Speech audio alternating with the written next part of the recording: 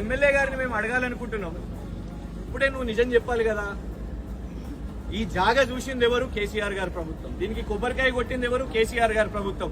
దీనికి శంకుస్థాపన చేసింది ఎవరు? కేసీఆర్ గారి ప్రభుత్వం.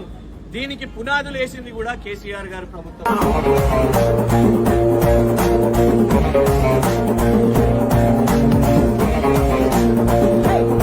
కానీ తాపకొకసారి కాంగ్రెస్ ఎమ్మెల్యే ఇక్కడికి వస్తాడు, ఫోటోలు దిగుతాడు, మరి ఏమన్నా ఆమ్యామ్యాలు ఏమన్నా కమిషన్లు అడుగుతాడో మాకు తెలియదు. కానీ పని ముందుకు సాగుతలేదు, దాన్ని ఓపెన్ అయితలేదు. కానీ 3 సంవత్సరాలకి వెళ్ళి వస్తాడు, ఫోటోలు దిగుతాడు, వెళ్ళిపోతాడు.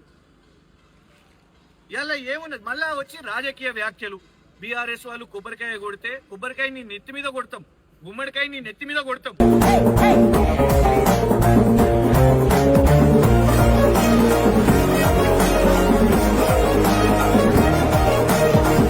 ఇంకొకటి స్థానిక పోలీసులకు కూడా చెప్తున్నాం మేము, ఇది ప్రజల కోసం నిర్మాణం చేస్తున్న ఆసుపత్రి, ఇది 1000 పడకల ఆసుపత్రి. ఎవరైనా రావచ్చు, ఎవరైనా చూడొచ్చు. ఇది కేసీఆర్ గారు కట్టించింది ప్రజల కోసం. రేవంత్ రెడ్డి గారి ప్రభుత్వం శాశ్వతంగా